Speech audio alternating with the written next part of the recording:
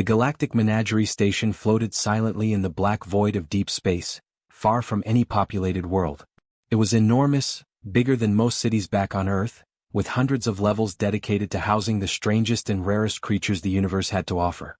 Rich aliens from 1,000 different worlds came here to buy exotic pets, guards, or trophies. The station smelled like metal, strange chemicals, and animals that humans had never even dreamed of. 14-year-old Jake Mitchell stood on the arrival platform, clutching his worn backpack and trying not to look as nervous as he felt. His guardian, an alien merchant named Torvix, shuffled beside him on 6 insect-like legs. Torvix's translator box clicked and buzzed as it spoke. "Stay close, human boy. This place eats children who wander." Jake nodded. He had learned not to argue with Torvix. The alien had taken him in after his parents died in a mining accident on Mars. Life wasn't fair, but at least Torvix gave him food and a place to sleep, even if it meant traveling from station to station doing odd jobs. They needed money. Badly. And the Galactic Menagerie always needed cheap labor for cleaning cages, fixing equipment, and handling the dangerous work that nobody else wanted to do. A slug-like creature at the entrance desk oozed mucus as it processed their work permits. Maintenance crew. Level 7. Lowest bay. You clean the reject section. Reject section? Jake asked. The slug creature laughed, a wet gurgling sound. The creatures nobody wants. The broken ones. The failures. Torvix grumbled but accepted the assignment. They rode a rusty elevator down through the station's levels.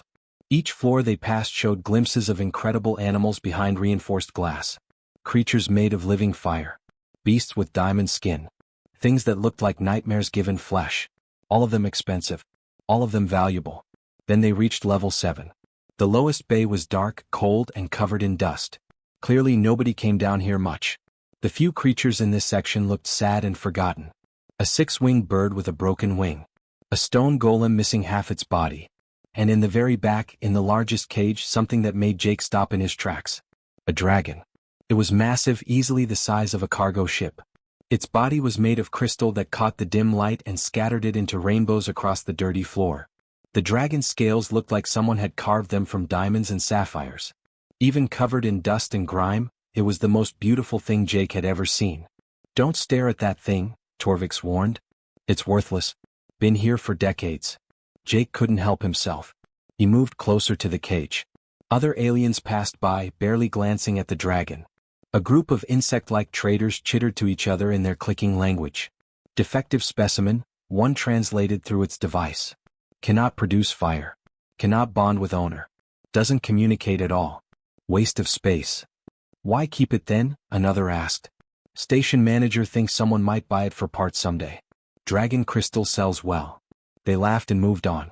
Jake pressed his face closer to the bars. The dragon sat completely still like a statue. Its eyes were closed. At first he thought it might be dead, but then he saw the faint rise and fall of its chest. It was breathing. Sleeping maybe. Or just given up. Something about the creature made Jake's heart ache. He knew what it felt like to be unwanted. To be the human kid nobody wanted around. To be the one people called worthless. "Come on, boy," Torvix called. "We have work to do." But Jake couldn't move. He kept staring at the dragon, and for just a second, he could have sworn its eye twitched. Like it knew he was there. Around Jake's neck hung his grandfather's old necklace. It was the only thing he had left from Earth, from his family. The necklace was strange-looking, with a leather cord and a flat metal pendant covered in symbols and markings. Nobody knew what the symbols meant. Jake had shown it to dozens of alien translators over the years, and none of them could read it. Most said it was just decorative. Just a primitive human trinket with no value. Jake's grandfather had given it to him before he died, pressing it into his small hands. "Keep this safe, Jake. One day you'll understand what it means. One day it'll help you find something important." Jake hadn't understood then. He was only 6 years old. Now at 14 he still didn't understand. It was just a necklace, a memory of better times. But as he stood there in front of the dragon's cage, something strange happened. The necklace grew warm against his chest. Not hot enough to burn, but definitely warm. Like it was waking up after a long sleep. Jake pulled it out from under his shirt and looked at it. The metal seemed to be glowing slightly, though that might have been his imagination in the dim light. He looked back at the dragon. The dragon's massive eye opened. It was looking directly at him. Jake couldn't sleep that night. Every time he closed his eyes, he saw the dragon staring at him. That massive eye, ancient and intelligent, looking right through him like it could see his soul. And the necklace. The way it had warmed up, almost like it was alive. He waited until Torvik started snoring in their cramped quarters, then quietly grabbed his shoes and slipped out into the dark corridors of the station. His heart pounded as he made his way to the elevator. If he got caught wandering around after curfew, they'd probably kick him and Torviks off the station. No questions asked. But he had to go back. The elevator ride down to level 7 felt like forever. When the doors finally opened, the reject bay was even darker and quieter than during the day. Emergency lights cast long shadows across the floor. Jake's footsteps echoed as he walked toward the massive cage in the back. The dragon was awake. Waiting. Jake approached slowly, his hands shaking. "Hey there," he whispered. "I don't know if you can understand me, but I wanted to come back. I wanted to see you again." The dragon didn't move, but its eyes followed him. There was something in that gaze. Not the blank stare of a dumb animal. This was intelligence. Awareness. Maybe even hope. Jake returned the next night. And the night after that. The station guards never bothered him. They were usually half asleep anyway, and nobody cared about the reject section. Why would they? Nothing valuable down here. Just broken merchandise waiting to be scrapped for parts. On his third visit, Jake felt brave enough to reach through the bars. His hand trembled as he stretched toward the dragon's crystalline scales. Part of him expected to get bitten or burned. But the dragon remained perfectly still, like it was holding its breath. Jake's fingers made contact. The scales felt cool and smooth like touching glass. But underneath that surface something was happening. The dragon's body hummed beneath his palm, vibrating with a rhythm that felt almost like music. Deep and ancient, like the heartbeat of the universe itself. Jake gasped. The vibration moved up his arm into his chest, resonating with something inside him. Then his necklace exploded with light. Soft blue light flooded the dark bay, so bright that Jake had to squint. The metal pendant against his chest burned warm but not painfully. The symbols on its surface, the mysterious markings that no alien could translate, began to move. They slid and shifted and rearranged themselves like living things, forming new patterns, new shapes, new meanings. Jake watched in complete shock as understanding flooded his mind. Not words exactly. Not like someone speaking to him. This was different. Deeper. Like knowledge being planted directly into his thoughts. Not broken. Waiting. Listening for the right frequency. Jake stumbled backward, nearly falling. His hand left the dragon's scales, but the connection remained. The necklace still glowed. The words still echoed in his head. "You can communicate?" Jake's voice came out as barely a whisper. "You can actually talk?" The dragon's massive eye opened wider. The creature shifted slightly, its enormous body moving for the first time in who knows how long. Dust fell from its scales like snow. The necklace pulsed again, brighter this time, and more understanding came. "Only you here. Only you have the pattern key." Jake's mind raced. Pattern key? What did that mean? He looked down at his grandfather's necklace, still glowing against his chest. This wasn't just some old Earth trinket. This was something important. Something powerful. He thought about everything he'd learned since leaving Earth. About all the different alien species he'd met while traveling with Torviks. The insect people who clicked and chirped. The floating jellyfish creatures who communicated through color changes. The rock-like beings who spoke through vibrations in the ground. But most species, the really advanced ones, used telepathy. They could send thoughts directly into each other's minds. No words needed. No sounds. Just pure mental communication. Humans couldn't do that. Humans were the weird ones. The primitive ones. The species that still needed to use their mouths to make noises at each other. Jake had been made fun of more times than he could count for being unable to sense what aliens were thinking. But suddenly, standing there in front of this dragon, Jake understood something incredible. Maybe being different wasn't a weakness. Maybe it was a strength. Humans used symbols. Letters and numbers and mathematical equations. They used music with notes and rhythms and harmonies. They used patterns to make sense of the world. Cave paintings and sheet music and computer code. Everything humans did was about finding patterns and creating new ones. And this dragon, this beautiful crystalline being that everyone called broken and worthless, didn't communicate through telepathy at all. It spoke in patterns, frequencies, rhythms, mathematical sequences that vibrated through its crystalline body like music through a guitar string. To every telepathic species in the galaxy, the dragon was silent. They couldn't hear it any more than a deaf person could hear a song. But humans? Humans had spent thousands of years learning to read patterns. to find meaning in symbols and sounds and vibrations. Jake's grandfather's necklace was the key, the translator. The bridge between human pattern recognition and the dragon's frequency-based language. Tears filled Jake's eyes as the full weight of it hit him. "They all think you're broken," he said quietly. "But you're not. You've just been waiting for someone who could hear you." The dragon's response came through the necklace, filling Jake's mind with warmth and something that felt almost like relief. "Yes, pattern reader. I have been waiting a very long time." Jake barely slept for the next week. During the day he did his maintenance work on autopilot, scrubbing floors and fixing broken equipment while his mind raced with questions. At night, after Torvix fell asleep, he snuck down to visit Ember. But he also did something else. He spent hours in the station's public data terminals, searching through archives and historical records. The station's database was massive, filled with information from thousands of worlds. Most of it was boring trade regulations and species classification documents. But Jake kept digging, using search terms related to his necklace, to frequency communication, to anything that might explain what was happening. On the fourth night of searching he finally found something. His necklace wasn't just an old piece of jewelry. It was called a Terran resonance device, created during Earth's first space exploration era, back when humans were just beginning to meet other species. The files were old and partially corrupted, but Jake pieced together the story. Early human explorers quickly realized they had a problem. They couldn't communicate telepathically like most advanced species. They were seen as primitive, limited, almost handicapped. But some brilliant scientists back on Earth saw it differently. They realized that humanity's reliance on patterns, on mathematics and music and symbolic language, gave them access to forms of communication that telepathic species completely overlooked. So they created resonance devices. Tools that could detect and translate frequency-based communication. Communication that existed in vibrations, in mathematical sequences, in the very fabric of sound and light itself. The devices were rare, experimental. Most were lost when Earth's first colony ships disappeared into deep space centuries ago. Jake's grandfather must have found one somehow, kept it safe, passed it down through the family. Jake's hands shook as he read.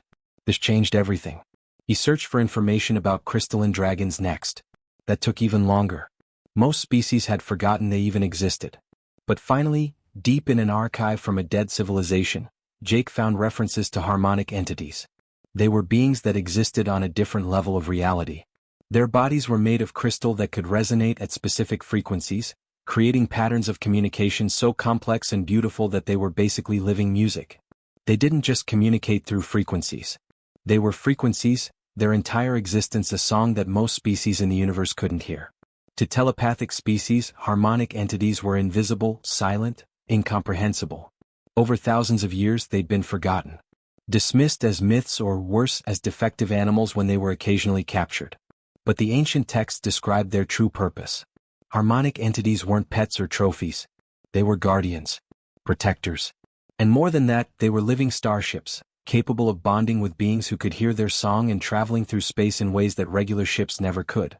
Jake sat back from the terminal, his heart pounding. Ember wasn't a broken dragon. She was a guardian ship, possibly one of the most advanced beings in the entire galaxy. And she'd been sitting in that cage, covered in dust, treated like garbage for who knows how long. The next night, when Jake visited Ember, he pressed his hand to her scales and felt the necklace warm against his chest. "Your name is Ember," he said softly. "You're a harmonic entity. A guardian." The response came through clearly now, the necklace translating her frequency patterns into thoughts Jake could understand. "Yes, pattern reader. I am Ember. I have been waiting 300 years for someone who could hear me." 300 years. Jake felt sick. 3 centuries of sitting alone in the dark, unable to communicate, treated as worthless by species too limited to understand her. "I'm so sorry," Jake whispered. "I'm sorry it took so long. You found me. That is what matters." They talked for hours that night. Well, talked wasn't quite the right word. Ember would send frequency patterns, and the necklace would translate them into feelings and concepts that Jake could understand. In return, Jake would speak, and somehow his voice created vibrations that Ember could interpret. She told him about her purpose, about the others like her scattered across the galaxy. She told him about the species who created the harmonic entities millennia ago, beings who understood that the universe itself was just patterns and frequencies waiting to be understood. She told him that she chose to sleep rather than bond with species who couldn't truly hear her. Better to wait even if it took centuries, than to be enslaved by those who saw her as just a tool. Jake felt a connection forming between them. Not just communication. Something deeper. Like their frequencies were starting to harmonize. Then, on his 8th night of visits, everything fell apart. Jake was heading to the elevator when he heard voices. Station administrators talking in one of the offices. The door was slightly open. He pressed himself against the wall and listened. "The crystal dragon in level 7, one voice said. "We're finally getting rid of it. About time. That thing's been taking up space for decades. The dismantling crew arrives in 2 days. We'll auction off the parts separately. Dragon crystal sells for a fortune. Should make back everything we spent feeding that useless beast." Jake's blood ran cold. Dismantling. They were going to kill her. Cut her apart and sell her piece by piece. He ran to the elevator, not caring if anyone heard him. His mind raced with panic. 2 days. He had 2 days to figure out how to save Ember. When he reached her cage, Jake pressed both hands against her scales, tears streaming down his face. "They're going to kill you," he whispered. "They're going to cut you apart in 2 days." The necklace blazed with light. Ember's response came through strong and clear, filled with a determination that made Jake's spine tingle. "Then help me wake up, pattern reader. Let me show them what I truly am." Jake had one chance to save Ember, and it was crazy. Maybe the craziest thing he'd ever tried. But doing nothing meant watching her die, and that wasn't an option. He found Torvix in their quarters, counting the credits they'd earned from the week's work. The alien looked up with its multiple eyes when Jake burst through the door. "I need your help," Jake said, breathing hard. "I need you to bring the station administrator to level 7. Right now." Torvix's translator box clicked in confusion. "Why would I do something so foolish? Because that dragon everyone thinks is worthless? She's not. She's incredible. And if you help me prove it, we'll have enough credits to never worry about money again." Greed flickered in Torvix's eyes. That was the language the alien understood. "You better not be wasting my time, human boy." An hour later, Jake stood in front of Ember's cage with a crowd of aliens surrounding him. Torvix had spread word that something interesting was about to happen, and creatures from all over the station had shown up. The administrator, a tall being with purple skin and too many arms, looked annoyed. "This better be worth interrupting my evening," the administrator said. Jake's heart hammered in his chest. His hands were sweating. This had to work. He'd spent the last 2 days learning everything he could from Ember, practicing the connection, understanding how the necklace translated their bond. "Open the cage," Jake said. The aliens laughed. Even Torvix looked concerned. "Open it," Jake repeated. "I'll show you what she really is." The administrator waved one of its arms. Guards deactivated the energy field keeping Ember contained. She could have escaped at any moment if she'd wanted to. But she'd been waiting. Waiting for this exact moment. Jake walked forward and placed both hands on Ember's massive crystalline scales. He closed his eyes and focused on the necklace against his chest. It grew warm, familiar now, like an extension of his own body. Then Jake did something his grandfather taught him when he was small. He hummed. Just a simple melody, nothing fancy. A tune his grandfather used to sing at bedtime, back when Jake's parents were still alive, back when Earth felt safe and far away from all this alien chaos. The necklace didn't just warm up this time. It erupted with brilliant blue light that flooded the entire bay. The aliens shielded their eyes and stepped back, some reaching for weapons. Ember's body began to change. Her crystalline scales shifted and separated, revealing what had been hidden underneath for 300 years. Biomechanical chambers opened along her sides. Engine ports glowed with inner light. Weapon systems unfolded from her back and wings. Her entire structure transformed from what looked like a sleeping dragon into something else entirely. A warship. A guardian. A living vessel of incredible power. The bay filled with a sound that made every alien present feel it in their bones. Not quite music, not quite machinery. Something in between. The frequency of Ember's true awakening. "Impossible," the administrator whispered. The other aliens weren't whispering. They were shouting. Some wanted to capture Ember immediately, realizing how valuable she truly was. Others wanted to destroy her, seeing her as a threat. Within seconds, the bay descended into chaos. Aliens pulled weapons. Security guards rushed in. Someone started shooting. Jake felt panic rising in his chest. This wasn't how it was supposed to go. Then Ember's voice filled his mind through the necklace, calm and strong. "Hold on, Jake Mitchell. We fly together now." A chamber opened in Ember's chest, right in front of Jake. It looked like a doorway made of crystal and light, inviting him inside. Jake didn't hesitate. He ran and dove through the opening just as energy blasts started flying past his head. The chamber sealed behind him, protecting him inside Ember's body. The next moment changed everything. Ember's wings spread wide, knocking aside aliens and equipment. Her legs coiled and then exploded with power, launching her massive body upward. She crashed through the ceiling of level 7 like it was paper. Metal screamed and twisted. Alarms blared throughout the station.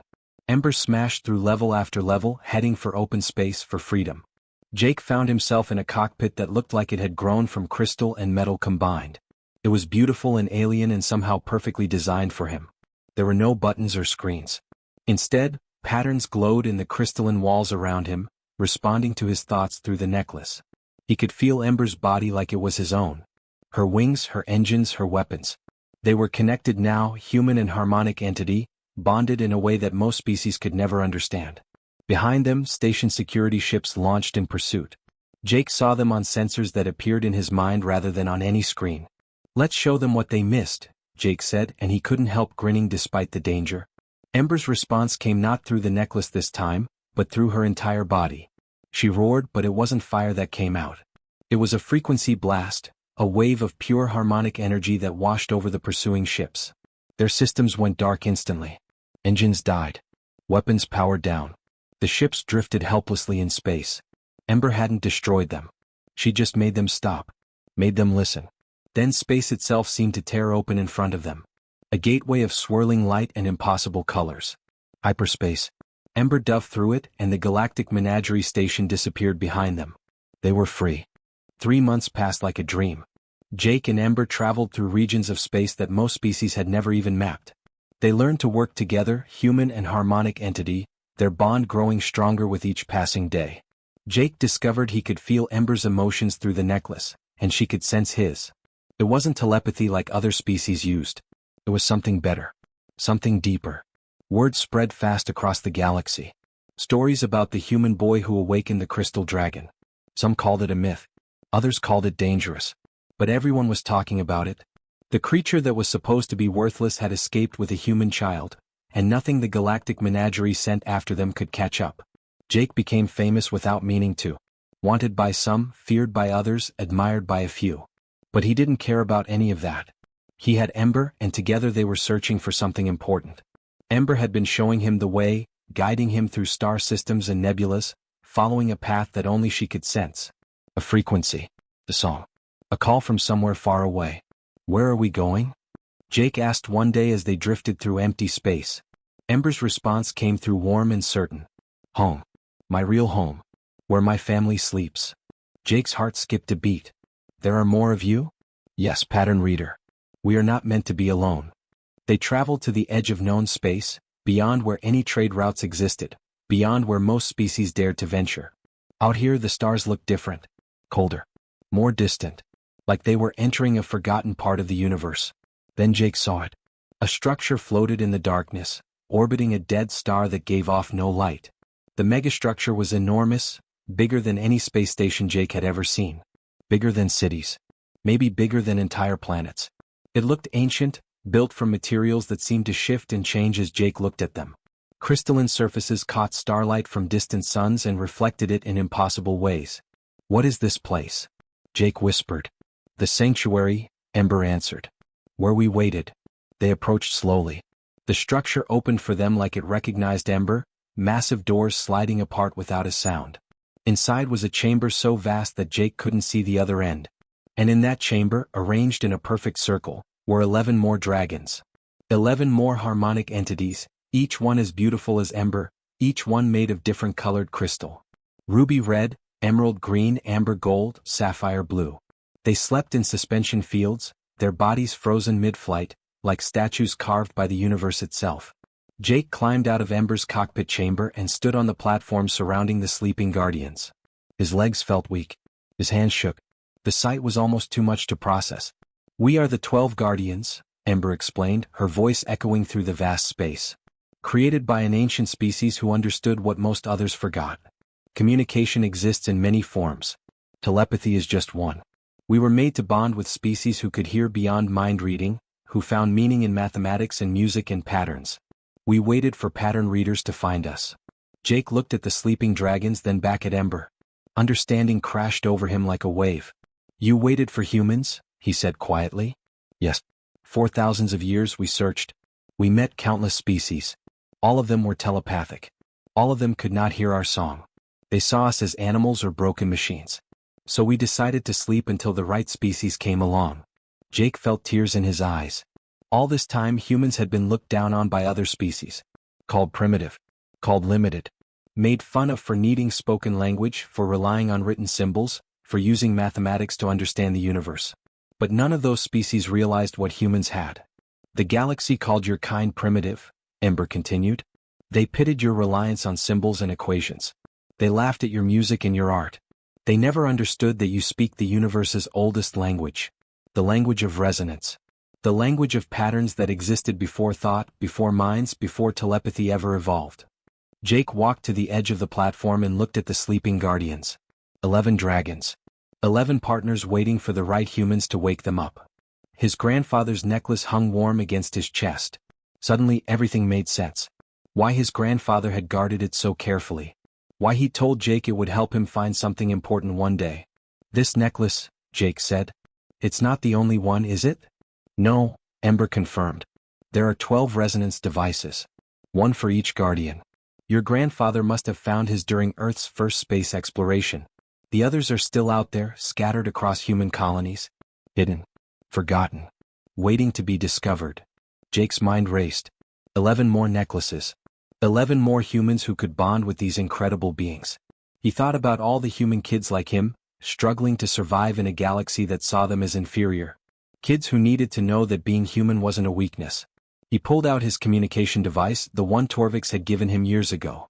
It could send messages across vast distances, though it would take time for them to reach Earth.